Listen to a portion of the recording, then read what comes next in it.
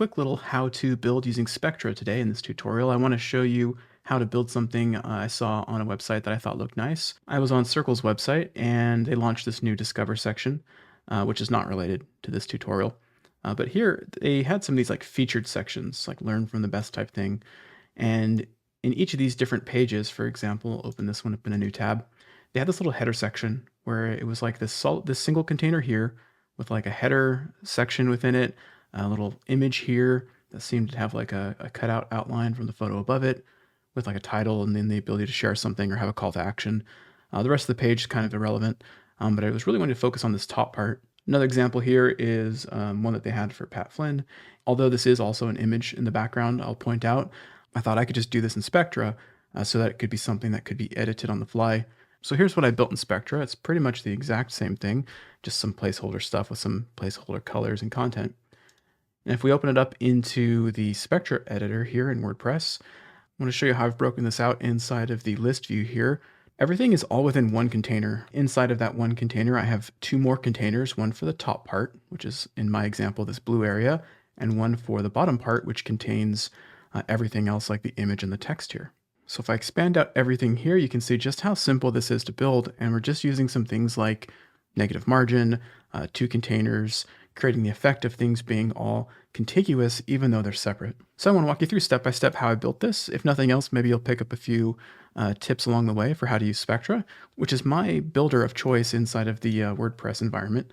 Really liking it. They're really doing some great things, and it seems to continue to develop and improve and be a big part of the Sure ecosystem, the Sure suite or Sure crafted family of products. So I'm a fan, but let's go ahead and dive in here and we'll just get started following along in this little blueprint that I've made. So we'll go ahead and add a container down here at the bottom.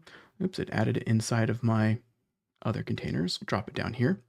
We'll choose a single container layout here, and let's go ahead and make sure that we've got everything set up by default. So in the main container here for my demo that I've built, I want to show you that I've really changed nothing here. If I swap between the two here, there's no difference. So lucky for us, this is just a default container with stuff inside of it. But we do have our two separate internal containers. So let's just go ahead and inside of our main container, I'm going to drag off of the left-hand side bar here. This is their little quick toolbar that I've enabled. I'm just going to drag in two more containers so that they are children containers of the primary container. And by default, the layout has them going vertical, which is still exactly what we want. Now for our top part here, I've labeled it as thus top part. I did set a minimum height of 264. I sometimes like to do that with containers in order to give me some breathing room to help me build. Although possibly not needed, I do like to do that as a starting point. So with our top internal container, I'll put this at 265 or 264. Again, it's totally arbitrary because it just helps us visualize it. My bottom container or bottom part here, I've done the same thing. So we'll do 265-ish as well to give us that clear distinction between top and bottom. Let's keep progressing with the top container first here. Inside of our quote top part, we have an internal container that's going to house our icon or image and some of our text here. So inside this top part, let's add another container. I can drag that off of the left sidebar or just click the plus sign in the middle of that top container and add in another one. Now inside of our top container, I'm going to make a couple of changes here under general layout. I'm going to align the items in this container to the right. And what that's going to do in a second here is it's going to push everything over to the right once I start adding them into this internal container and I do some settings on this internal container. So for this internal container now, instead of it being 100% width, let's set this to something more like 60%. And you can see there as I started to adjust that, because I had told the parent container to align everything to the right, you can see it's stuck here to the right as I expand the size. So we'll say about, 60% or so. You can tweak those settings for your mobile layout however you desire. You may want to do pixels, or it doesn't really matter. But we'll get started with just a percentage-based design. And now I'm going to add these three elements. So I'll add an image, a header, and I used another header. So okay, let's go ahead and click our plus symbol inside our container, and let's go ahead and add our image block, or let's drag one off of the left.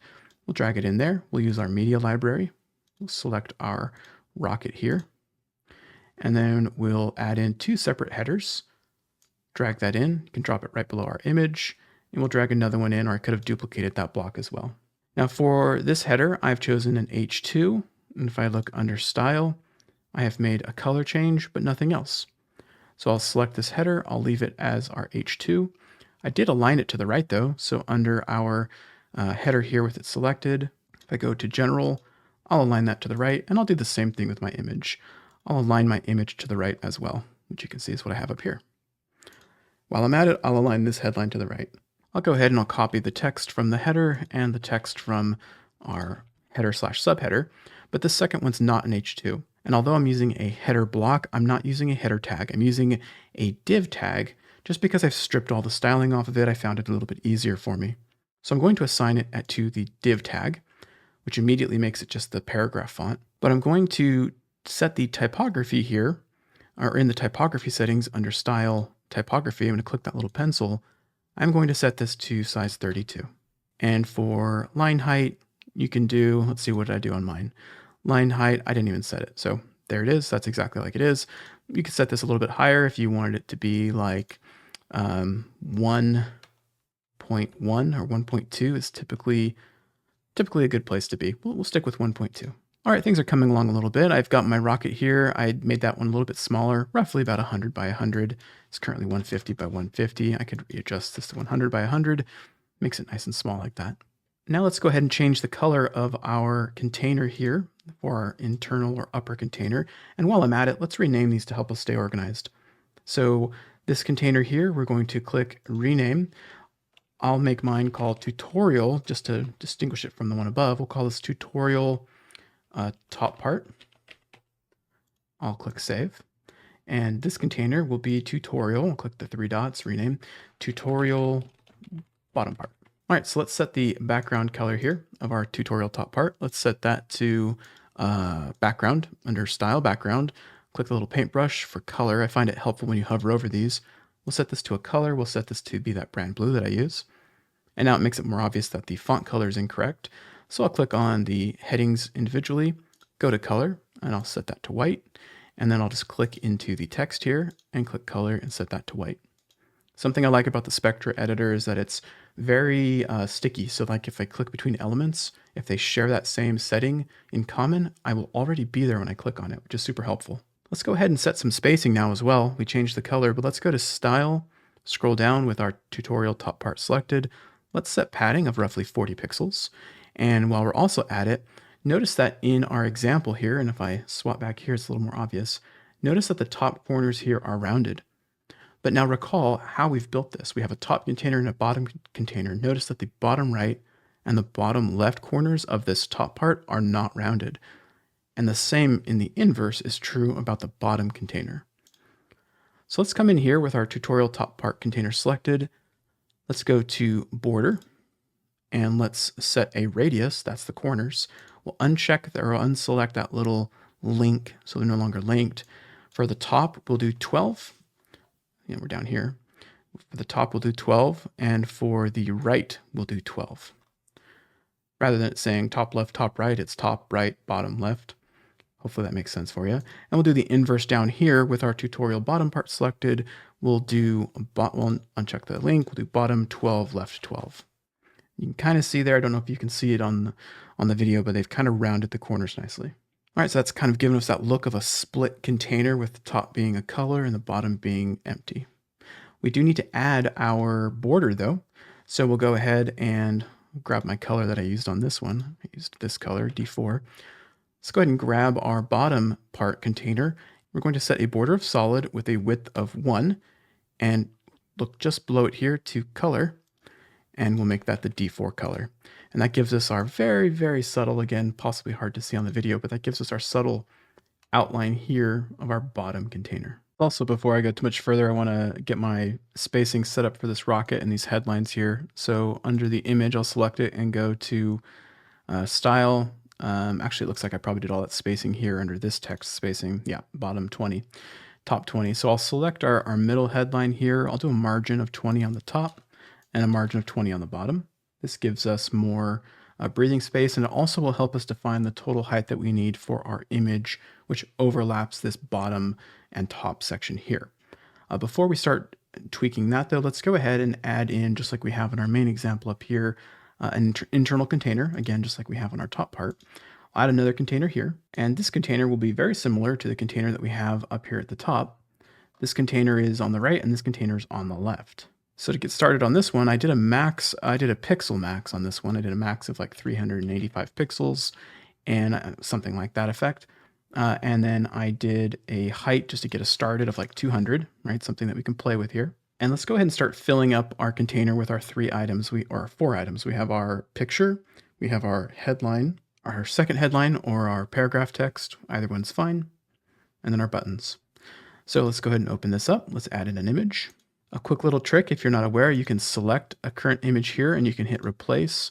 You can open up your copy link there and I can just insert from URL and just insert literally the same image.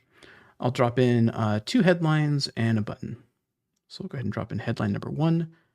I'll just duplicate it this time. And then we'll add in our buttons. All right, let's copy our text. Let's save us a little bit of time. Drop that in. We need to change this. On this same option, under General, I've also used a div, but I have not changed any of the options for the typography. We'll make it a div. And here, let's see, under Style Spacing for ours, I did 10 on the bottom. And then for our buttons, I believe I did on the main button container, 40 on the top. Okay, so let's select our main button container here, set our top margin to 40. And let's select our header. You can add this margin anywhere. I honestly could have put it on the middle text, but this is just how I did it this time. You reach the same result either way. For our buttons, let's select our button container and let's tell the buttons to align to the left. That gives us that effect here. And now we need our container to be aligned to the left. Well, just like we did with our top, aligning everything to the right on our bottom, we're just going to select it and align everything to the left. There we go. That's how that happened. And now inside of our bottom container, we do want to add some spacing in here. So I'll go ahead and add in some padding. We'll add in some padding on the bottom of about 80 pixels. That gives our container more space. We need to add a border to our image. So what I did was on this image, I went to Style, Border, Solid, 5 pixels white. So that's pretty easy with a radius of 12. Like I mentioned, I just click on the other image and now I have everything ready to go. Radius 12, border 5, solid, and we'll make that white. There we go. Now when I move this image up, it's going to look like it's cut out of the top piece, just flowing from the bottom. Now we're going to give our container here that has our image and our call to action, we're going to give this a negative margin of about negative 200. So we'll go about negative 200. And then in order to push it away from the left, we're going to add in 50 pixels of margin on the left. And there we go. We've pushed in over to the right and given ourselves that same effect. And we'll save that and we'll preview it over here again. And they're pretty much identical. Oops, they're not, they're touching. I could have changed that. They're pretty much identical, maybe a few pixels different based on the settings that I chose. But that's how you build that little author bio piece. And you could use this space here on the right to do whatever you want in. You can include more calls to action or an image or a link or whatever you'd like. So I hope that little tutorial was helpful. I want to do more of these on my channel, let's just build a little piece of something that we see, make it easy for you to learn and pick up different ways to use the editor, at least the way that I use them. I'm sure there's different ways to approach this and to build this. And as I'm looking at this, I can already see I messed up. I didn't add the spacing here between the picture and the headline. I don't know why I didn't do that. The headline I added on the image, 40 on the bottom. See, that bugs me. I'll just do that right now. There we go. It looks a little bit better. I'll save that and refresh it. All right, now for members of the Convology Plus All Access, I'll put this inside of our resource library for you where you can just literally click a button and import it. Maybe use this as your author bio section underneath your blog posts. You could probably fit that within a narrow design pretty well. Adjust some of the font sizes, it would work great. Or maybe at like the top of an about page or something, or like an author page or a guest page, or this could also work really well as like a podcast section where you could have like a little podcast bio beneath it. Maybe put the podcast player on the right-hand side there. That'd look pretty cool. But you can just download this and import it directly. And for everybody else, hopefully you were able to follow along. Should be pretty easy for you to replicate this tutorial.